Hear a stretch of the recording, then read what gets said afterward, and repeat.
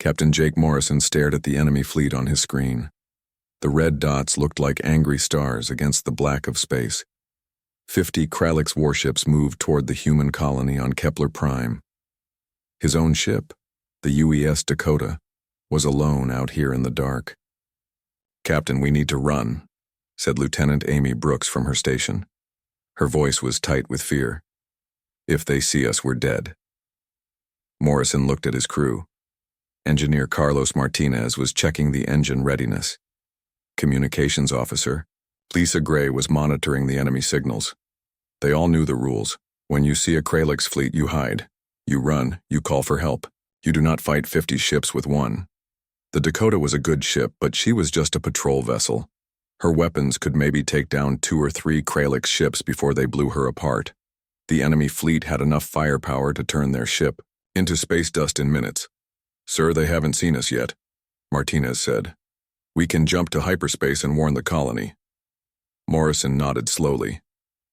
That was the smart play. That was what command expected. Run, hide, live to fight another day.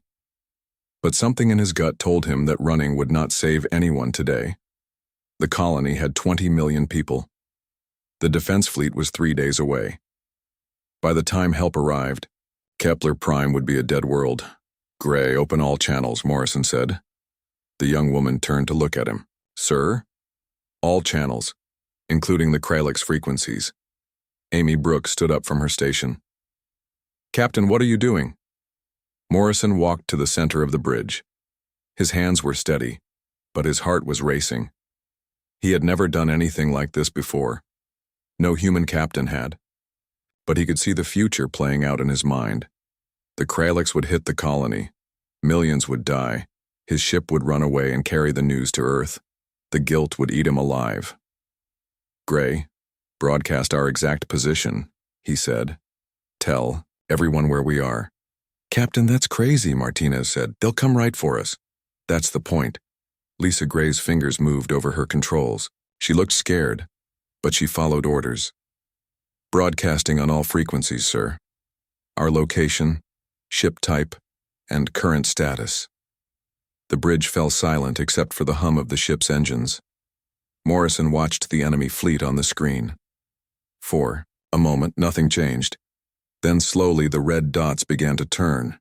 They were moving away from Kepler Prime. They were moving toward the Dakota. "It worked," Brooks whispered. "They're coming for us instead." Morrison sat down in his captain's chair. "Now we fight." "Sir, with respect, we're going to die," Martinez said. 50 ships against one. "Maybe," Morrison said. "But the colony lives." Amy Brooks was checking her weapon systems. "Captain, I don't understand. Why would you do this? We could have run. We could have lived." Morrison looked at each of his crew members. Good people. Brave people. They deserved to know why he was asking them to die with him. "Because sometimes running isn't an option," he said. "Sometimes you have to stand and fight even when you know you'll lose. The Kralix think they understand humans. They think we're just another weak species they can push around. But they don't know what happens when you back a human into a corner." "What happens?" Gray asked. Morrison smiled. It was not a happy smile. "We become dangerous." The enemy fleet was getting closer. Morrison could see the details of their ships now. Kralix vessels were ugly things, all sharp angles and weapon ports. They looked like they were built for killing, and they were. 20 minutes until they reach us," Brooks reported. "Good," Morrison said. "Gray, send another message. Tell them exactly what weapons we have. Tell them our crew size. Tell them everything." "Sir, that's giving them a huge advantage," Martinez said. "No," Morrison said. "It's giving them confidence. Overconfidence." The Kralix ships were spreading. Out now, forming an attack formation. They were not rushing in. They were taking their time, being careful. That was their first mistake. When you fight a human who has nothing to lose, you don't give them time to think. Morrison stood up and walked to Amy's station. "How many missiles do we have?" 64, she said. "And torpedoes?" 16. "Enough to hurt them," Morrison said. "Maybe enough to surprise them." The enemy was 10 minutes away now. Morrison could feel the tension on the bridge. His crew was scared, but they were also getting angry. They knew they were going to die, but they also knew they were going to take some of the enemy with them. "Captain," Gray said, "I'm getting messages from the colony. They want to know what we're doing." "Tell them we're buying them time," Morrison said. "Tell them to prepare their defenses." "Sir, the Kraliks are trying to talk to us," Gray said. "Put them on speaker." A harsh, alien voice filled the bridge. The words were translated by the ship's computer, but the tone was clear.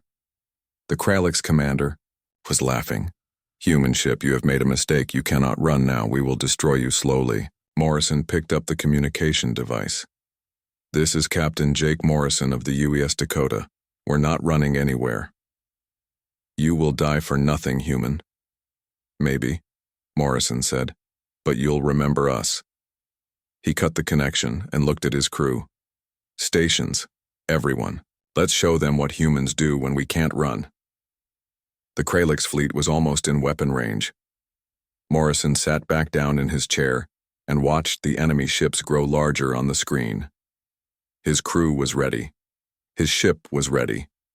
And for the first time since he saw the enemy fleet, he felt calm. "Here they come," Brooks said. Morrison nodded.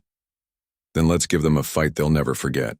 The first missile came at the Dakota like a streak of fire. Amy Brooks watched it on her screen and pressed the defense button. The ship's guns fired, and the missile exploded in a bright flash. But 20 more were coming right behind it. "Incoming. Fire from all directions," Brooks shouted over the noise of the ship's alarms. "They're trying to surround us." Captain Morrison gripped his chair as the Dakota shook from enemy fire. "Return fire. All weapons." The Dakota's missiles launched into space, heading for the closest Kralik ships. Morrison watched 3 of them hit their targets. 2 enemy ships exploded in balls of flame. A third one started spinning, badly damaged. "Got them," Martinez yelled from his station. "But sir, we're taking heavy damage. Hull breach on deck 7. "Seal it off," Morrison ordered. "Keep firing." The Kralik ships were getting closer. Morrison could see them clearly now on the main screen. Their weapons glowed red in the darkness. They looked angry, like metal beasts hunting for prey. "Captain, they're moving strange," Brooks said. "They should be attacking us all at once, but they're being careful." Morrison nodded. He had noticed it too. The Kraliks were not fighting like they usually did. Normally they would rush in and overwhelm their enemy with numbers, but they were hanging back almost like they were afraid. "They don't understand," Morrison said to himself. "Sir?" Gray asked. "They don't understand what they're fighting," Morrison said louder. "They think we're just another scared crew trying to run away. They don't know we're already dead." Another wave of missiles hit the Dakota. The lights went out for a moment, then came back on. Morrison could smell smoke in the air. "We've lost main power to the forward guns," Martinez reported, switching to backup systems. "How many enemy ships left?" Morrison asked. 47, Brooks said. "We got 3 of them, but sir, we can't keep this up much longer." Morrison stood up and walked to the communication station. "Gray, send another broadcast. Tell them our damage status. Tell them exactly how hurt we are." "Captain, that's crazy," Martinez said. "Why help them kill us faster?" "Trust me," Morrison said. Gray sent the message. Within seconds, the Kralik ships changed their attack pattern. They moved in closer, more confident now that they knew the Dakota was badly damaged. "Perfect," Morrison said with a cold smile. "Sir?" Brooks asked. "They think they know us now," Morrison said. "They think we're finished. That makes them careless." Dakota fired everything she had left. Missiles, torpedoes, and energy beams all shot out into space at once. The Kralik ships were so close that they could not miss. 7 enemy ships exploded in rapid succession. The space around the Dakota lit up like fireworks. Pieces of alien ships flew past the bridge windows. "Direct hits on 7 targets," Brooks shouted. "But sir, that was our last torpedo spread." Morrison sat back down. The Dakota was hurt bad, now. Half her weapons were gone. The engines were making strange noises. But they had taken out 10 enemy ships. 10 ships that would never attack another human colony. 40 ships left, he said. Still good odds for them. The Kralik's commander was talking to them again. His voice sounded different now, less confident. Human ship, you fight well, but you cannot win. Surrender, and we will make your death quick. Morrison picked up the communication device. This is Captain Morrison, we don't surrender. You are fools. You will all die for nothing. No, Morrison said. We're dying for 20 million people on Kepler Prime, and we're dying to show you something important. What is that, human? Morrison looked at his crew. They were all watching him. Amy Brooks had blood on her face from where she hit her console during the last attack. Carlos Martinez was working on damaged systems even though sparks were flying around him. Lisa Gray was still at her post, still sending messages, even though she was clearly terrified. We're showing you what happens when you threaten our people, Morrison said into the communicator. We don't run, we don't hide, we fight, and even when we lose, we hurt you so bad that you remember us forever. He cut the communication and turned to his crew. How are our engines? Running at 60%, Martinez said. But sir, I think I can give you more power if you need it. Save it, Morrison said. We're going to need it for something special. The Kralix ships were regrouping. They had learned to respect the Dakota now, but they still had overwhelming numbers. Morrison watched them form up for another attack. Captain, Brooks said quietly, what you said to the alien, about not running and not hiding, is that really what we're doing here? Morrison nodded. That's exactly what we're doing. We're showing them that humans don't break easy. Every ship they lose here is one less ship attacking human worlds tomorrow. But we're going to die, Gray said. Yes, Morrison said. But we're going to die fighting. And that matters more than you know. The enemy ships started moving toward them again. This time they were more spread out, more careful. They had learned from their mistakes. Incoming missiles, Brooks announced. Lots of them. Morrison watched the screen fill with red dots. 50 missiles were heading straight for the Dakota. There was no way to stop them all. This might be it, he said to his crew. Anyone want to say anything? Amy Brooks spoke first. It's been an honor serving with you, Captain. Martinez nodded. Same here, sir. Lisa Gray was crying, but she stayed at her station. My family will be proud, she said. Morrison felt something change inside him. The fear was still there, but it was different now. It was cold and sharp, like a weapon he could use. Then let's make sure they have something to be proud of, he said. All power to weapons, everything we have left. The Dakota turned to face the incoming missiles. Her remaining guns fired as fast as they could. Enemy missiles exploded all around them, but more kept coming. 10 seconds to impact, Brooks said. Morrison gripped his chair and waited. But something strange happened. The missiles started missing. Not all of them, but enough to keep the Dakota alive. What's happening?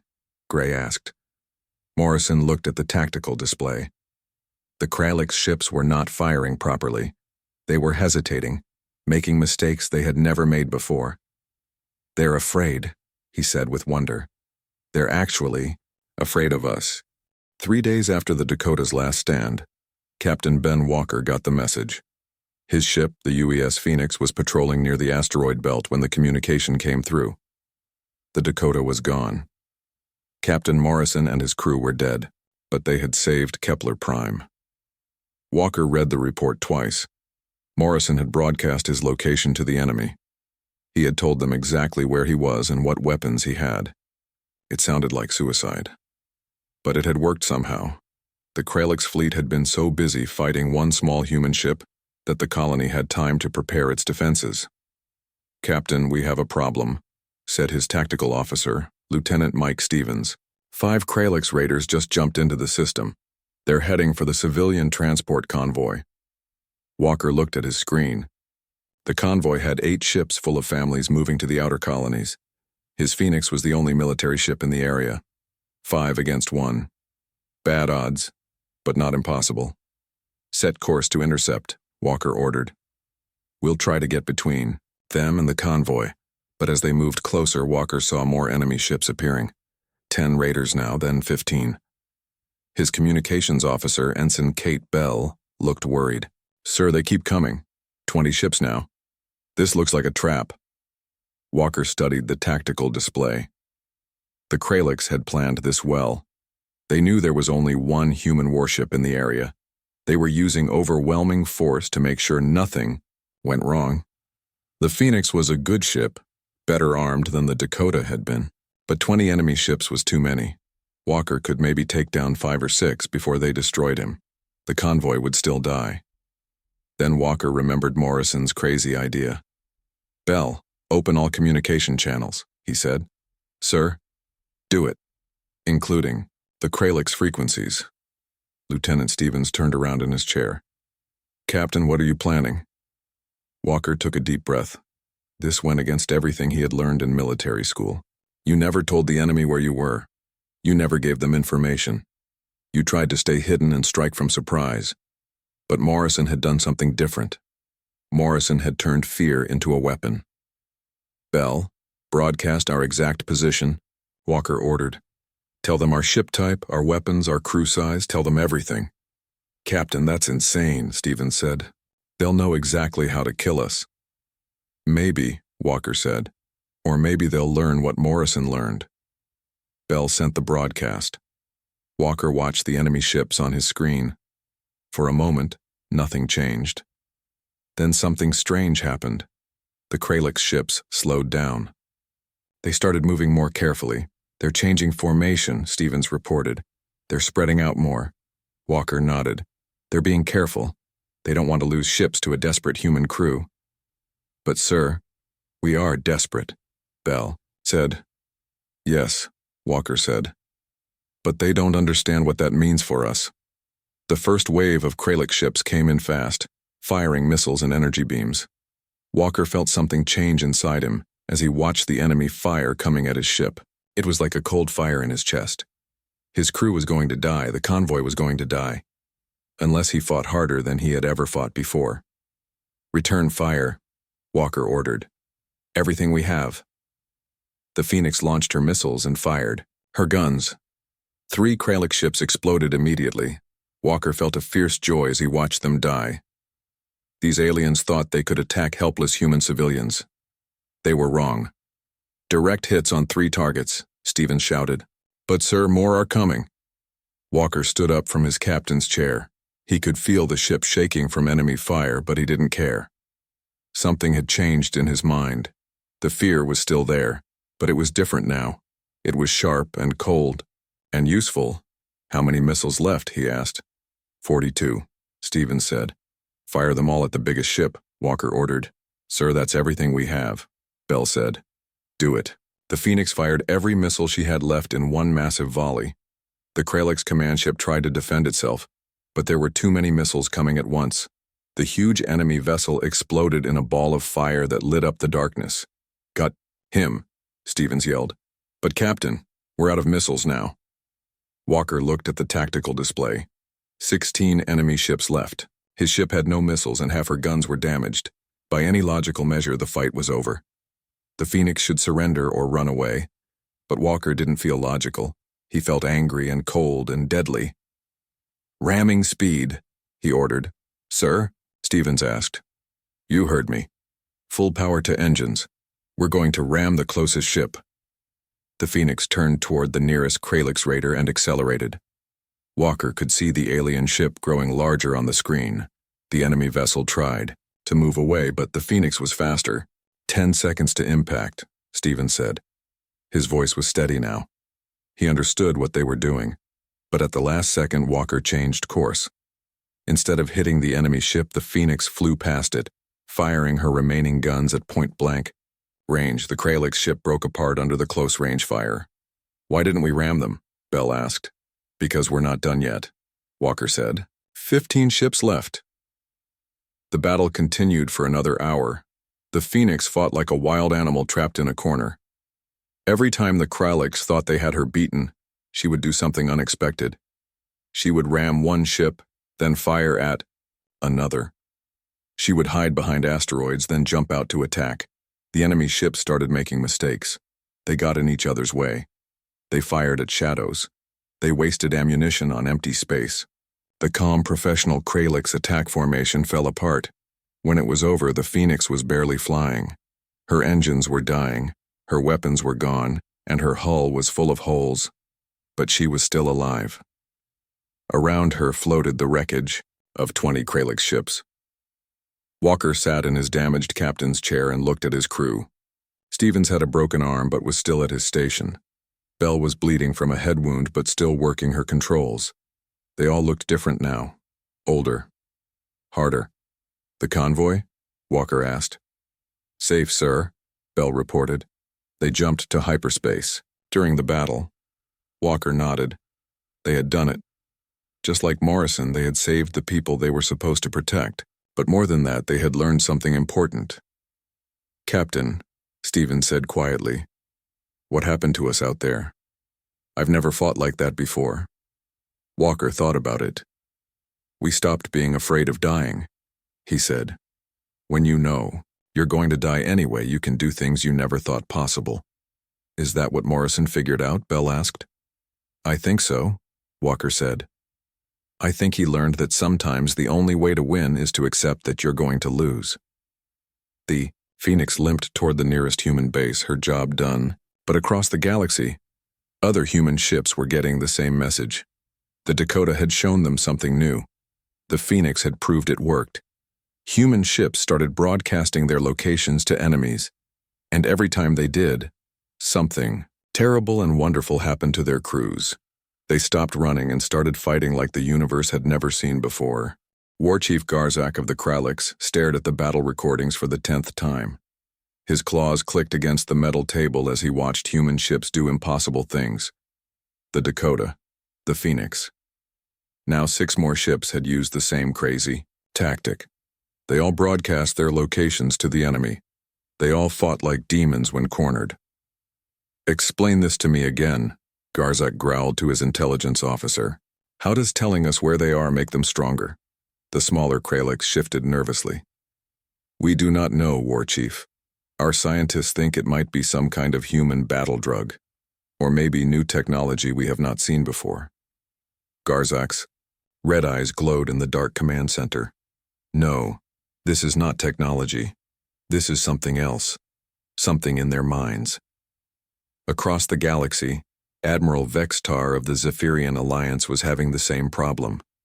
The tall, blue-skinned alien studied reports from dozens of battles. Every time human ships broadcast their positions, the same thing happened. They fought harder. They took more damage.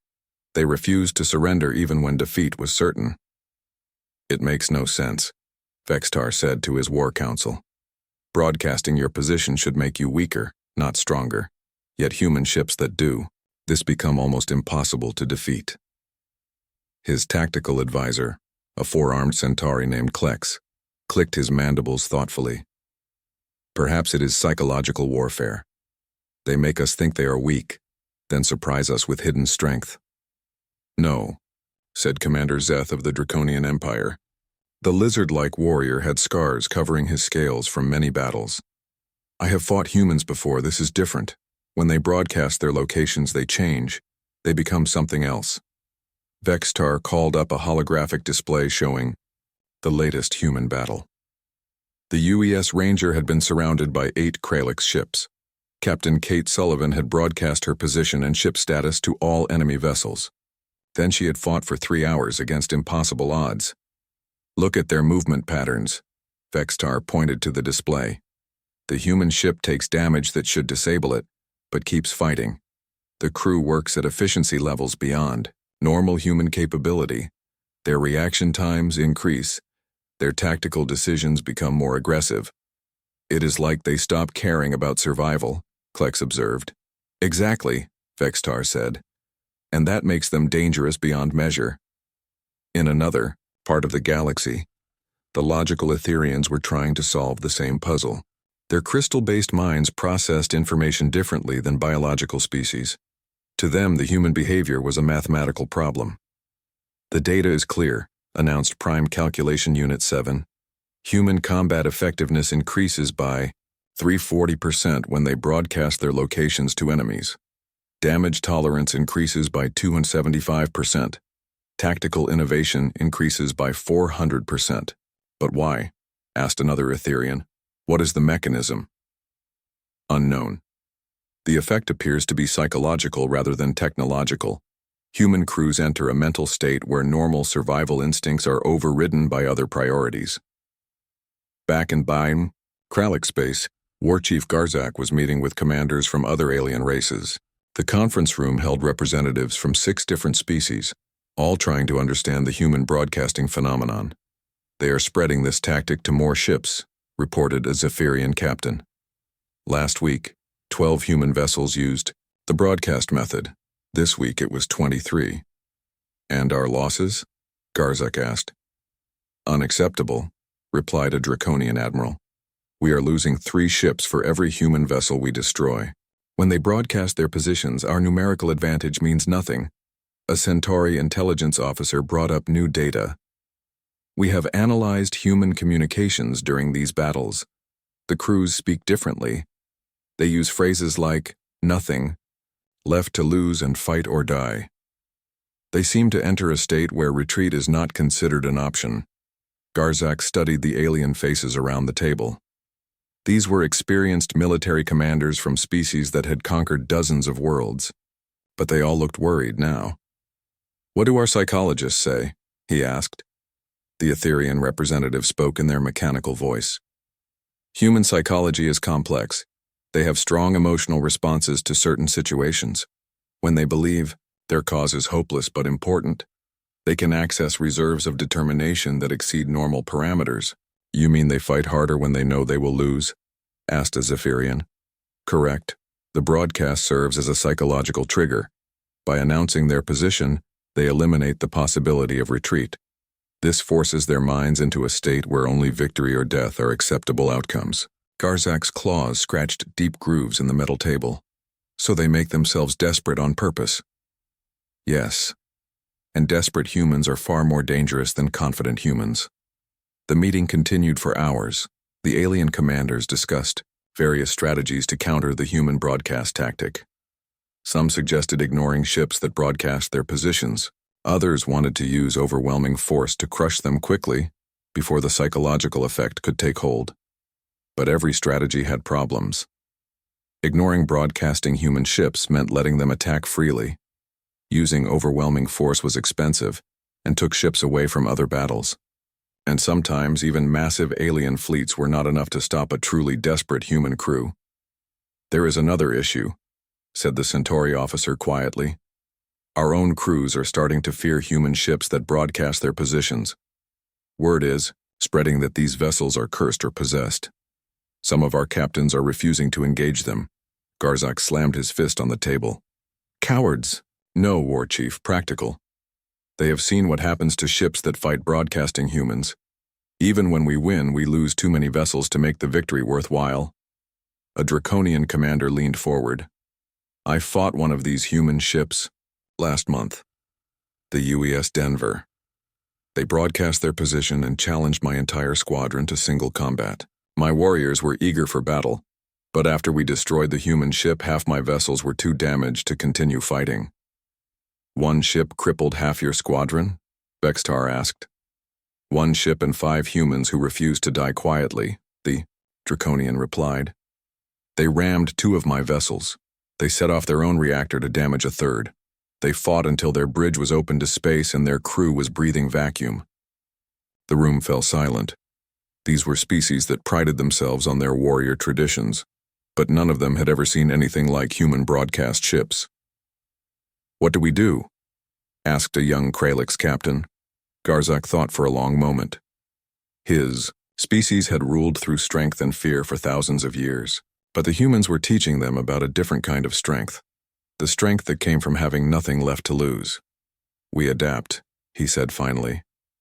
We issue new orders to all fleet commanders. Any human ship that broadcasts its position is to be considered a high-priority threat.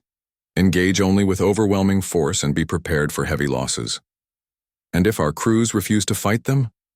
Asked the Centauri. Garzak's red eyes glowed brighter.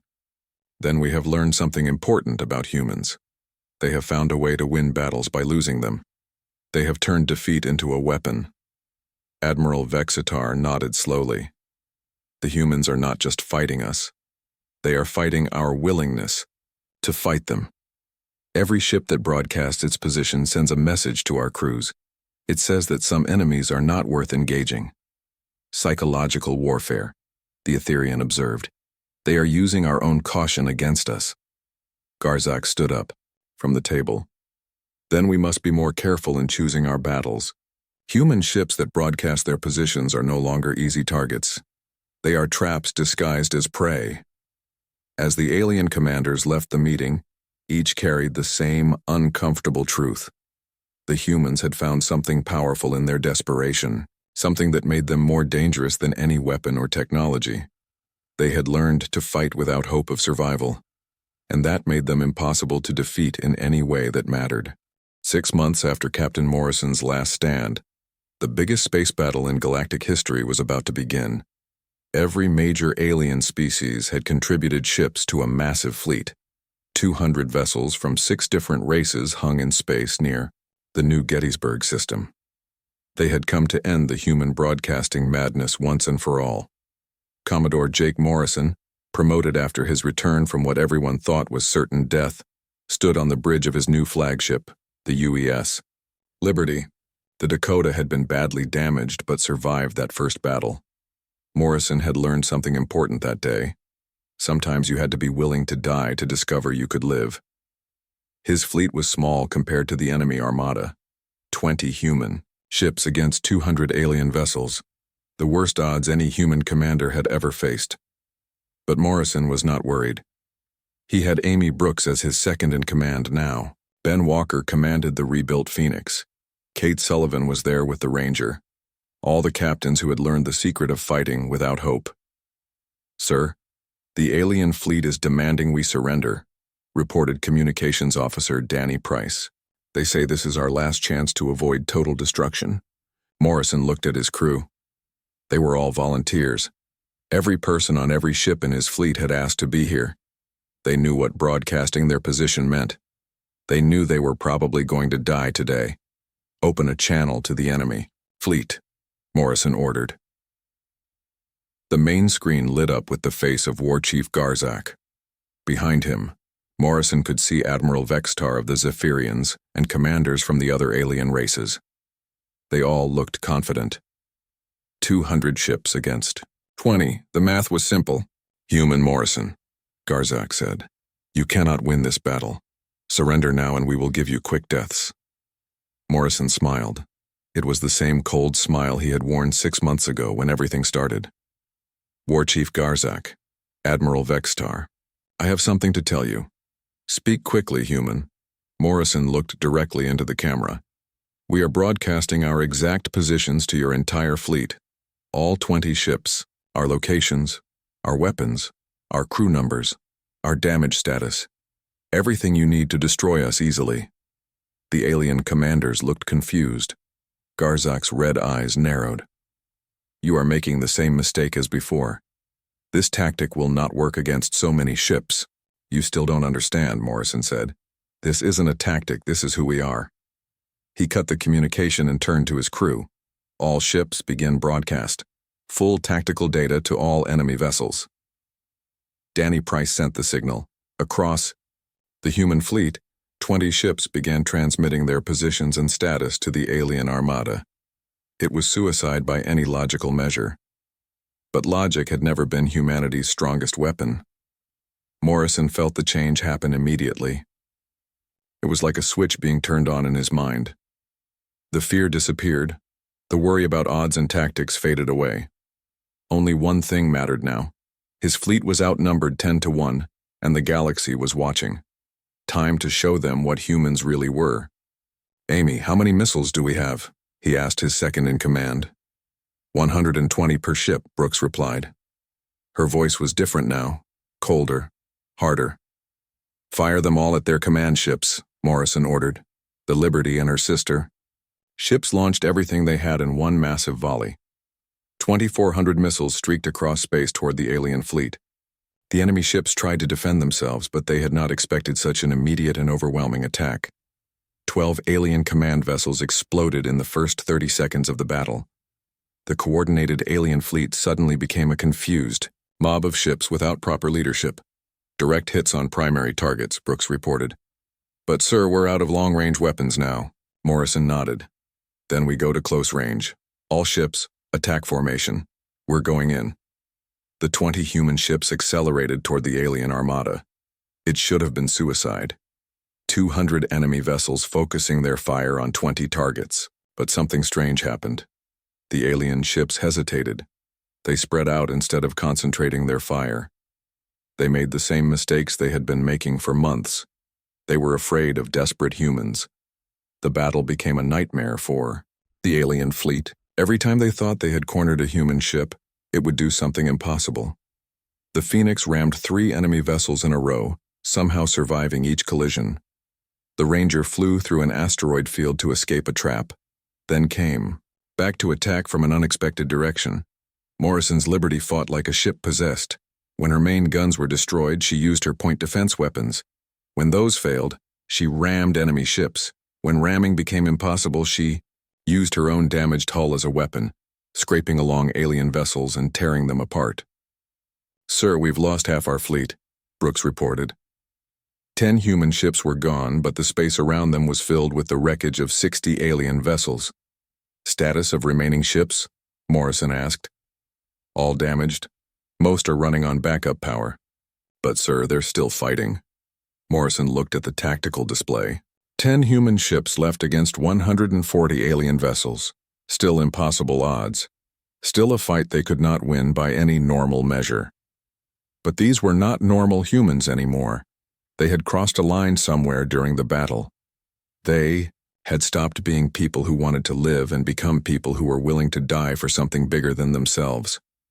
"All ships, final assault," Morrison ordered. "Target their biggest vessels. Ram them if you have to." The last 10 human ships charged into the heart of the alien fleet. What happened next became legend across the galaxy. Ships with no weapons left used themselves as missiles. Crews with no hope of survival fought until their bridges were exposed to vacuum.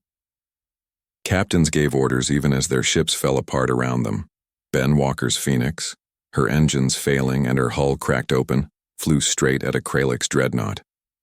Walker broadcast his final message to the galaxy: "Tell Earth we held the line." The Phoenix exploded against the enemy ship, taking the massive vessel with her.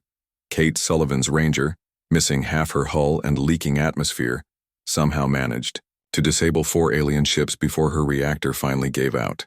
Her crew kept fighting even as their ship died around them. When the battle was over, only 3 human ships were still flying. The Liberty, badly damaged but alive. The Denver, her crew barely conscious from radiation poisoning. The Austin, held together more by determination than metal. But around them floated the wreckage of 160 alien ships. The greatest armada ever assembled had been destroyed by 20 human vessels that had openly broadcast their positions to the enemy. Morrison sat in his damaged captain's chair and looked at the alien survivors fleeing into hyperspace. War Chief Garzak's ship was among them, running away from a battle he should have won easily. "Sir, we're getting communications from across the galaxy," Danny Price reported. "Every alien fleet is receiving new orders. They're not supposed to engage human ships that broadcast their positions." Morrison nodded. They had done it. Not just won a battle, but changed how the galaxy thought about humanity. The aliens had learned that some enemies were too dangerous to fight, even when victory seemed certain. "What do we call this tactic, sir?" Brooks asked. Morrison thought about Captain Morrison of the Dakota, about the crew members who had died today, about the 20 million people on Kepler Prime who were alive because humans had learned to weaponize their own desperation. "We call it the corner protocol," he said, "because when you back a human into a corner and tell them they can't run, they become the most dangerous thing in the universe." Amy Brooks smiled. It was the same cold smile that had spread across the human fleet. "And now the whole galaxy knows it." Morrison looked out at the stars. Somewhere out there, alien commanders were filing reports about the battle. They would tell their leaders that human ships broadcasting their positions were to be avoided at all costs. They would spread the word that desperate humans were not prey to be hunted, but predators to be feared. The corner protocol had become more than a tactic. It had become a legend. And legends, Morrison knew, had a way of changing the galaxy.